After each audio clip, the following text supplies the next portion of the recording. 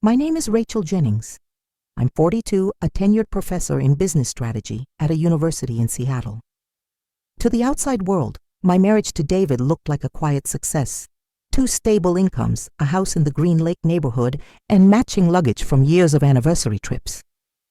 But the cracks had been there for a while, growing just beneath the polished surface. I had simply been too afraid to look closely.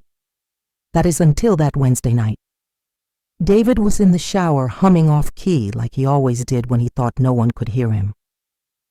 I sat on the edge of the bed, folding laundry and sipping chamomile tea, when it happened a single ping from his phone casually left on the nightstand. I've never been the kind of woman who snoops. I believed in space privacy, the sacred buffer of trust. But something about that chime unsettled me. It was the kind of feeling you get when a car suddenly brakes in front of you on the freeway, an instinctive jolt. I reached for the phone, telling myself it was nothing, just a work email, a calendar alert. But the screen lit up, and there it was.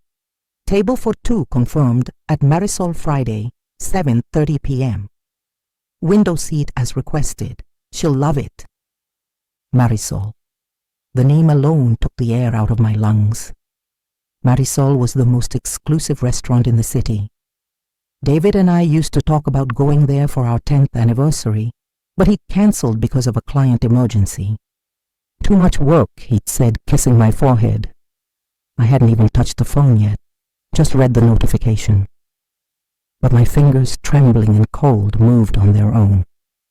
I tapped the screen. The passcode, our wedding date, still unchanged. The irony hit me so hard I nearly laughed. Within seconds I was staring into a world I didn't recognize. Dozens of messages from a woman named Camilla. Blonde. Works in marketing at the firm where David is senior partner. I scrolled past selfies taken in the office break room, little notes about inside jokes. I didn't understand photos from a conference trip that looked more like a honeymoon. There she was, curled into David's side on a hotel balcony, the 2 of them smiling like teenagers in love. And in that moment I felt like my life had quietly ended. No screams, no shattered plates, just a stillness that settled over me like freshly fallen snow. I could hear the water still running in the bathroom, smell the eucalyptus shampoo he always used. It was all so normal, except it wasn't. My world had just come undone. "Babe, have you seen my blue tie?" David called out casually, water still dripping as he toweled off. My voice came from somewhere far away. "Second drawer," I answered flatly. That night I lay beside him in bed, my back to his. I didn't cry. Not then. I just stared at the wall, feeling every hour of our 17 years compressed into a single point of failure. All the times I convinced myself his detachment was just stress. The late nights, the vague excuses, the perfume that wasn't mine. It was all true. The next morning I kissed him on the cheek, like always, and watched him leave. "Good luck with your pitch meeting," I said, my voice even. He smiled, unaware that I already knew about his moonlit plans with Camilla.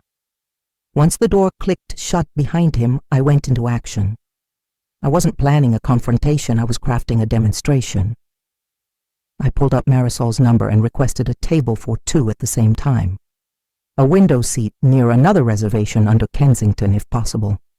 The hostess paused, then confirmed. Perfect. Next I found Camilla's husband, Eli Sutton, a landscape architect, just a few clicks away on LinkedIn. I drafted an invitation, a fake seminar dinner for green infrastructure, formal and professional. He replied within the hour. Looking forward to it, he wrote. I closed my laptop. My hands were steady now. The betrayal had already happened. This wasn't revenge. It was truth served cold with a perfect view. Friday night arrived with the slow, deliberate pace of a storm you can see coming miles away. I dressed with precision, not vanity. The teal-wrapped dress I chose clung in just the right places, bold and unapologetic, one David once said, was too loud for a business dinner. I wore it anyway. Not for him, not for anyone else. This time I dressed for myself. For war. I arrived at Marisol 20 minutes early. The hostess greeted me with a quiet nod and a glance that didn't ask questions. "Ms. Jennings, your table is ready. You requested a seat near the Kensington reservation. We've placed you just adjacent to them as requested." Perfect. I followed her through the soft-lit dining room. The ambiance was warm and refined, flickering candles, dark wood, quiet violin strings humming in the background. The kind of place designed to make love seem easy even when it was anything but. The table they gave me offered a clear line of sight to the window seat across the room, the one I knew David had reserved. I sat down, exhaled slowly, and ordered a glass of Pinot Noir. My pulse thudded steadily in my ears. 10 minutes later, Eli arrived. He looked just like his photos, broad-shouldered, a kind sort of handsome with tired eyes and a gentle demeanor. He wore a navy blazer and brought a polite smile with him. "Miss Jennings," he asked as he approached. I stood to greet him, extending a hand. "Please call me Rachel. Thank you so much for meeting me on short notice." "Of course." "Happy to talk shop," he said as he took his seat. We eased into conversation easily, him talking about sustainable materials, me throwing in enough technical questions to keep the illusion alive. But my eyes kept drifting toward the restaurant's front entrance, and then they arrived. David walked in, wearing the gray sport coat I'd bought for his promotion dinner 2 years ago. The one he said was too dressy for anything casual, yet here he was wearing it for Camilla. She was everything I expected: blonde waves, an expensive red sheath dress, and a confidence that bordered on smug. She clung to David's arm like she'd always belonged there. They laughed. She touched his chest lightly. And when the hostess led them to their table directly across from ours, I saw his face change. He didn't notice me at first. His attention was on Camilla, her laugh, her gestures, her eyes. Then he turned to pull out her chair, and his gaze swept the room. His smile faltered. He saw me. It was almost comical the way his eyes widened. He froze mid-motion, gripping the back of Camilla's chair, visibly stunned. The color drained from his face like he'd just seen a ghost, or worse, his conscience. Camilla followed his gaze, expecting perhaps a friend or maybe a colleague. What she saw was me, Rachel, the wife, sitting with her husband Eli. She stiffened instantly, her posture snapping, upright lips parting slightly in shock. Rachel Eli's voice pulled me back to the table. "You all right?" he asked, eyes gentle but curious. "I'm fine," I said, steady. "Just distracted." He smiled politely, unaware of the bomb about to go off 10 feet from us. I picked up my wine glass and took a long, deliberate sip. David was still frozen, unsure what to do. Camilla leaned in and whispered something. His eyes flicked back to me, then to Eli, and I smiled. Just slightly. Just enough for him to know that this wasn't an accident, that I had seen everything, that tonight was carefully choreographed down to the last detail. I turned back to Eli, nodded to the waiter, and ordered dinner like nothing had happened. Let them sweat. The truth was on the menu tonight, and it was just getting started. For a long moment, the restaurant seemed to exist in a kind of suspended reality. Candlelight flickered, wine glasses clinked, conversations drifted around us like music. But at our 2 tables, mine and David's time had stopped cold. David was still staring, his mouth slightly parted, fingers twitching near the stem of his wine glass. Camilla, sensing his unraveling, leaned in and whispered something sharp. Her eyes darted between me and Eli, her lips pressing into a nervous line. She knew, and I knew exactly what I was going to do. "Excuse me for a moment," I said softly to Eli. "I need to use the restroom." He nodded, polite and unbothered, still nursing his drink. I stood my heels silent on the polished wood floor and walked with careful grace past their table, close enough for David to smell the lavender in my perfume, the one he once said reminded him of our honeymoon in Charleston.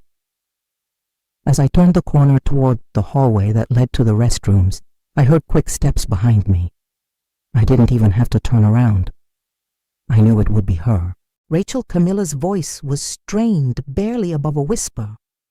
I stopped mid-step and turned to face her. Her face was pale now, the glossy confidence from earlier already cracking. "You're Rachel, right?" she asked, as if there was still room for pretense. "Yes. And you're the one having a steak dinner with my husband, while your own is seated 10 feet away." My voice was calm, controlled. Not angry, something much worse. I wanted her to feel the full weight of her choices without giving her the satisfaction of a screaming match. She glanced nervously over her shoulder. "Please, can we not do this here?" "Why not?" I asked. "It's the perfect setting. Elegant lighting, expensive wine. Seems you've already set the stage for a memorable evening." Camilla blinked rapidly, clearly flustered. "It's not what you think." "Oh, I think it's exactly what it looks like," I said, stepping closer. "But Eli, your husband, he doesn't know yet. And that's the real tragedy, isn't it?" She opened her mouth to protest, but the words caught somewhere between shame and panic. I didn't give her time to gather them. Instead, I stepped to the side and peered back into the dining room. David was sitting stiffly now, his face pale and hands clasped tightly in his lap. His dinner sat untouched. Good. I waved subtly toward my table. "Eli," I called, keeping my tone neutral. "Would you mind joining us for a second?" His brows furrowed slightly, but he stood and walked toward us without hesitation. When he rounded the corner and saw Camilla standing there, something shifted in his eyes. Confusion first, then suspicion, then a dawning silent horror. "Eli," I said, keeping my eyes on Camilla. "This is Camilla. She's your wife, correct?" His eyes flicked between us, landing on her. "Yeah. Cam, what's going on?" I didn't speak again. I didn't need to. Camilla's lips trembled. Her carefully applied mascara was already beginning to smudge. "Eli, I didn't mean for you to find out like this." "But it's true." His voice cracked. "You and David." Her silence was louder than any confession. Eli took a step back. He didn't yell. He didn't curse. He just looked at her, at the woman he thought he knew, with a devastation so pure it made me ache. And then he turned to me, jaw clenched. "Thank you," he said quietly. I gave him a small nod. "You deserved to know." The illusion had cracked. Now it shattered. Camilla began to cry silent, jagged sobs. David appeared moments later, moving toward us like a man trying to stop a fire that's already engulfed the house. "Rachel," he began. "Please," I didn't let him finish.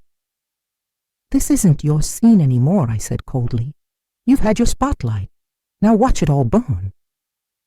And then I turned and walked away, my heels clicking like a metronome, counting down the seconds of a truth they could no longer avoid. The maitre d' was discreet, trained for quiet drama, the kind that whispers behind napkins and breaks hearts in velvet tones. When I returned to my table, Eli had just settled back into his seat, eyes glassy and jaw tight. He didn't speak. He didn't need to. The revelation had done its work. I signaled the waiter. "I'd like to request a private room," I said, steady as ever. "And if possible, please ask Mr. David Jennings and Miss Camilla Sutton to join us. The matter is delicate." The waiter hesitated, then nodded with professional grace. "Of course, ma'am. We'll have it prepared immediately."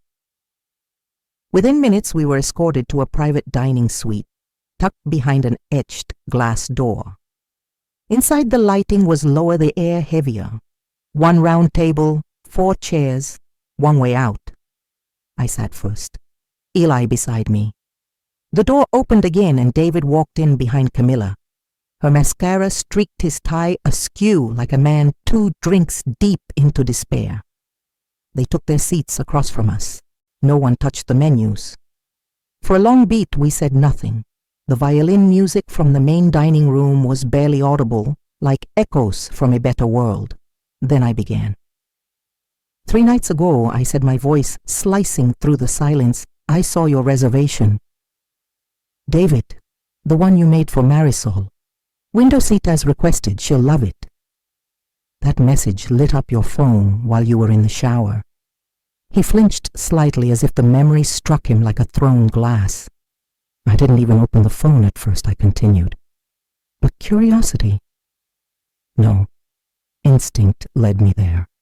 Wedding anniversary passcode still unchanged, fitting considering you forgot the meaning behind that date. David opened his mouth, but I raised my hand. Don't, I said. Not yet. I turned to Camilla. You looked radiant tonight. I must admit you're quite the performer. But your act ends here. Eli deserves to know exactly who you've been meeting during your fake networking dinners. Camilla's eyes dropped. Her shoulders slumped like someone who had finally run out of rehearsed lies. I read the messages I said plainly. Every photo, every hotel receipt, Santa Barbara, the Peninsula Inn, all of it. David cleared his throat, desperate to find a crack in my armor. Rachel, I know what I did was unforgivable, but please don't make it public. This isn't public. This is private, I said coldly. You lost the right to worry about discretion when you started booking romantic weekends behind my back. Camilla sobbed quietly. It started with long work hours, she murmured. I felt invisible at home. David. He saw me. Eli turned his face stricken. And what about me, Cam? I built you a studio in the backyard. Repainted your office twice because you said the light wasn't right. Did you think I didn't see you? She couldn't look at him. I reached into my bag and pulled out a small envelope. Inside was a key card. I placed it on the table between us. This is for the Hilton across the street, I said, voice calm. Room 1127. I'll be staying there tonight. David blinked. You booked a room, I did. 3 days ago, actually. The same day I saw your message. And I've packed. Closed documents, everything that matters to me. Monday morning, I'll be back to collect the rest. His eyes widened, panic blooming behind them. Rachel, don't do this. We can fix it. We can go to counseling. You can't fix rot by repainting the walls, I interrupted. You didn't make a mistake. You made 100 choices that led here. Camilla buried her face in her hands. David slumped, deflated. I stood slowly adjusting the hem of my dress. You both chose each other, I said. Now live with what that costs. And with that, I walked out. No screaming, no melodrama, just truce and the quiet slam of a door they'd never be able to reopen. The hallway of the Hilton was hushed, the carpet muffling every step. I unlocked the door to room 1127 and stepped into the quiet glow of the city skyline outside the window. The room smelled like fresh linen and something faintly floral. I didn't turn on the overhead lights. The room felt less like a hotel and more like a holding space between who I had been and who I was about to become. I kicked off my heels, unzipped my dress, and let it fall silently to the floor. Wrapped in a hotel robe, I sat on the edge of the bed, facing the city, the neon reflections splashing across the window like fragments of a former life. My pulse had slowed, but the ache in my chest still throbbed like an old bruise. A knock came at the door. I didn't ask who it was. I knew. I crossed the room and opened it slowly. Eli stood there, his eyes rimmed with exhaustion, his shirt wrinkled and collar slightly undone. He looked like someone who just watched the world he knew dissolve into smoke. "I'm sorry to bother you," he said, voice low. "You're not." I stepped aside and let him in.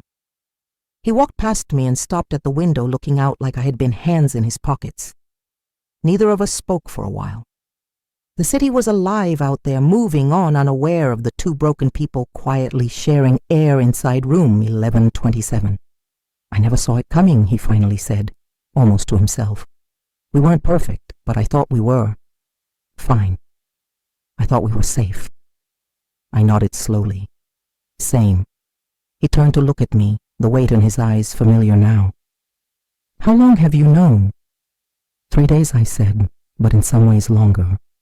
I just didn't want to believe it until the evidence was impossible to ignore.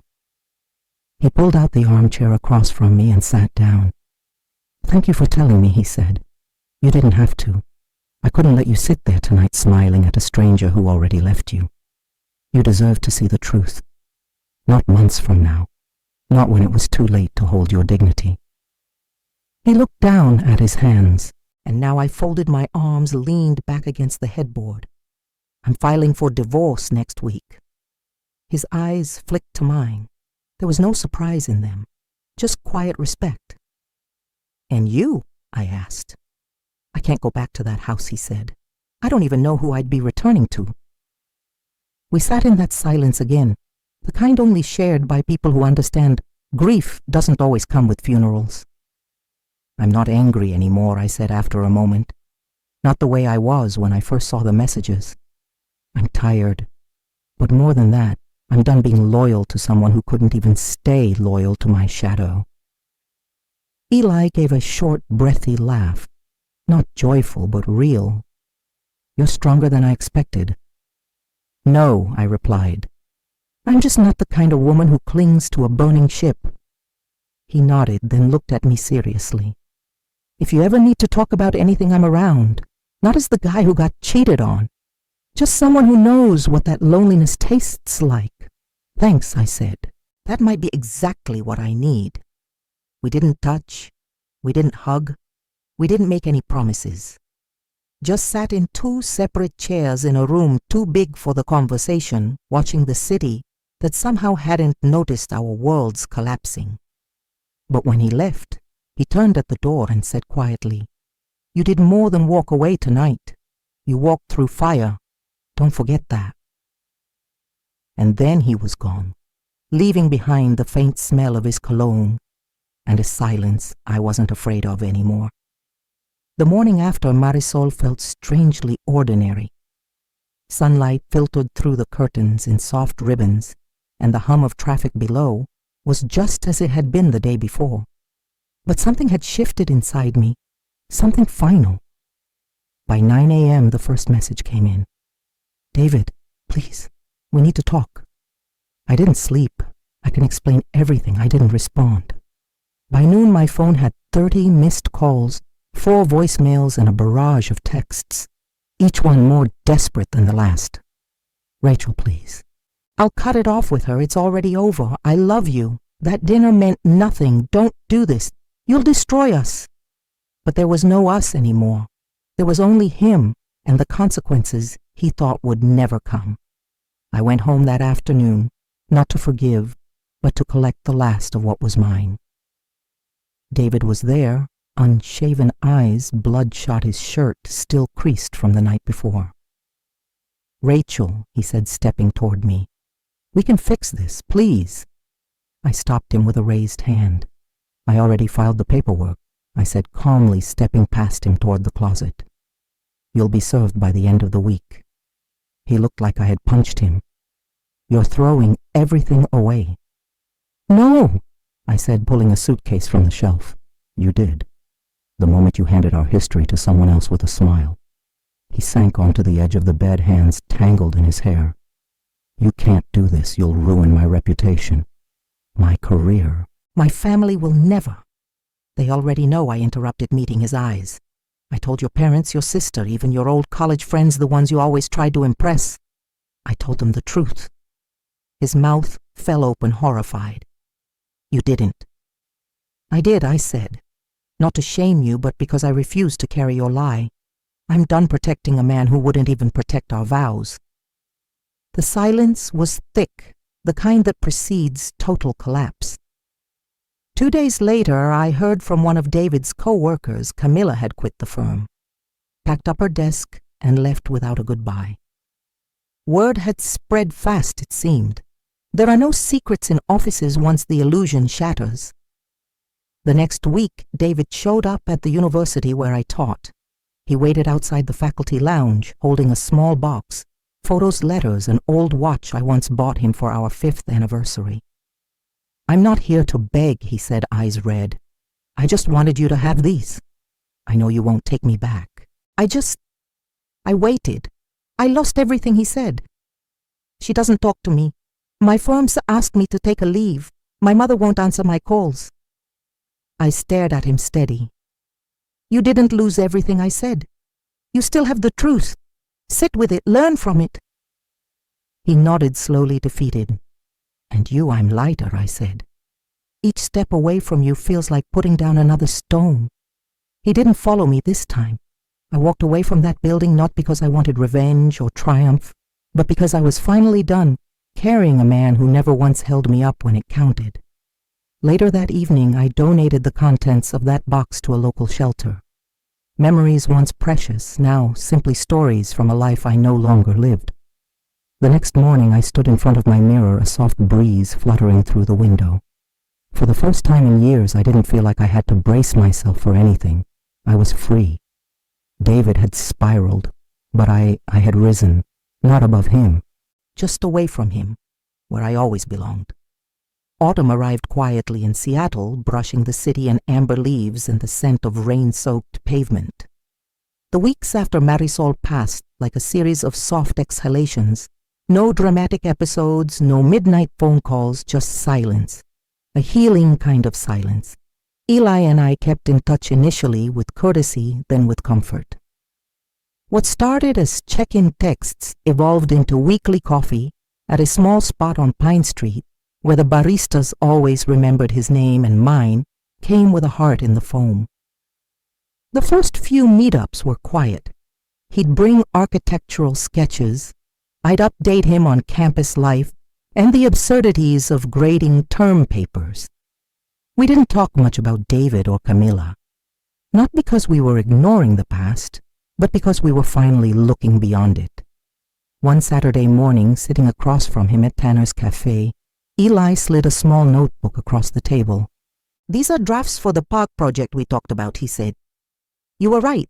The sustainable drainage system works better when it's tiered." I flipped through the sketches, smiling. "You always said form should follow function. Looks like you followed your own advice." He laughed, the kind that doesn't carry the weight of pain anymore. "For once, yeah." He looked up, then hesitated. "I've been thinking," he said. "We've both been through enough to know what we don't want anymore." I met his eyes, steady, open. "I'm not in a rush," he continued.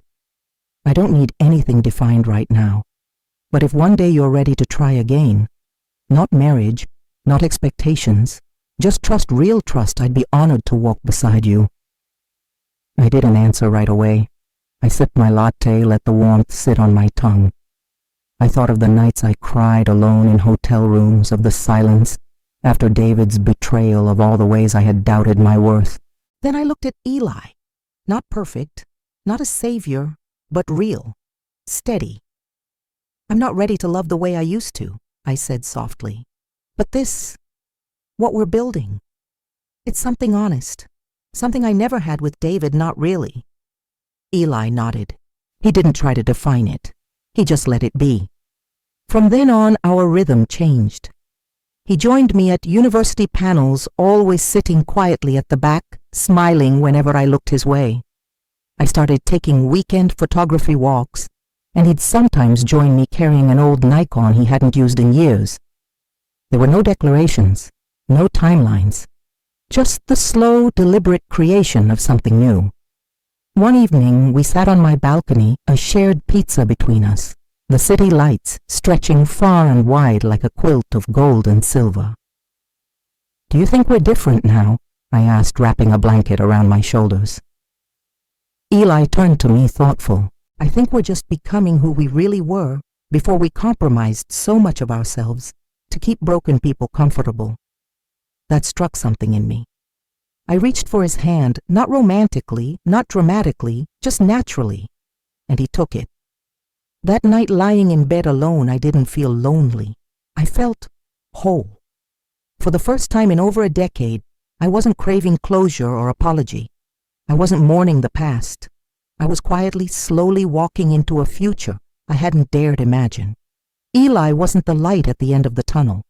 He was the person walking beside me through it. And this time, I wasn't afraid of the dark, because I had found my own light again, and I wasn't going to let it dim for anyone. A year passed like the tide, silent, certain, and always moving forward. In that time I rebuilt, not my marriage, not my old identity, but myself. I returned to the classroom with new perspective, found joy in photography, hosted quiet dinners with friends who'd stood by me, and let my days unfold without tiptoeing around emotional landmines. Then one crisp October evening, I received an invitation in my inbox Professor Helen Marlowe's retirement gala, hosted at the Hyatt Regency downtown. Professor Marlowe had been my mentor, the one who taught me that integrity wasn't a slogan but a daily choice. I owed it to her to attend. I chose a navy blue dress with clean lines and wore my mother's pearl earrings, a quiet homage to the women who had shaped me. The ballroom buzzed with laughter and classical music as I entered. Chandeliers hung like frozen fireworks, and waiters drifted between guests with trays of sparkling wine. I was mid-conversation with an old colleague when I saw him, David. He stood near the wine table, thinner, grayer at the temples, wearing a suit that didn't quite fit the way it used to. He looked older, not just in years, but in weight, as if time had pressed on him harder than it had on the rest of us. When his eyes found mine, we both paused. He approached, wine glass in hand, cautious. "Rachel?" he said, voice roughened. "I didn't think you'd come. I didn't think I'd see you here either," I replied, keeping my tone neutral. "Professor Marlowe's the last person who still answers my emails," he said with a faint, wry smile. I nodded. "She sees the best in people, sometimes even when they don't deserve it." David exhaled slowly. "I owe you an apology. A real one, not the kind I sent over text. I was selfish, arrogant. I didn't just betray you, I made you question your own worth, and that's not something you ever deserved." I studied his face. There was no bravado there, no slick defense. Just a man who had been forced to face himself in a mirror for 12 long months. "I accept your apology," I said softly. "Not because I need anything from you, but because I've already let it go." He looked down, then back up. "Are you okay?" "I'm not just okay," I said. "I'm better. I'm me again." And just then I felt a warm hand brush mine. Eli. He had just entered the room wearing a charcoal blazer, and that quiet, patient smile I'd come to trust more than any promise. When he saw me, he smiled like he always did. No fanfare, no rescue, just presence. David followed my gaze, then nodded slowly. "He's a good man," he said. "You deserve a new beginning." I looked at David one last time, my expression soft but firm. "Thank you, and so do you. Just start again when you're ready not to hurt anyone." He stepped back and I walked forward toward Eli, toward peace. The rest of the night passed in warm conversations and shared laughter. Eli and I took photos, danced once beneath the golden lights, and then slipped out early into the cool night air. We walked hand in hand along the city sidewalk, streetlights casting long shadows. No need for grand words, no need for vows. Funny how a year changes everything, I said, glancing up at the stars. "It doesn't change who we are," Eli replied. "It just reveals it." I smiled, not for show, not to cover pain, but because I meant it. In that moment, I wasn't the woman who had been betrayed. I wasn't someone's wife or someone's second choice. I was Rachel, whole, strong, free. And beside me walked a man who saw all of that and chose to stay, not because I needed him, but because I didn't. No fairy tale ending, just truth, trust, and the quiet courage to begin again.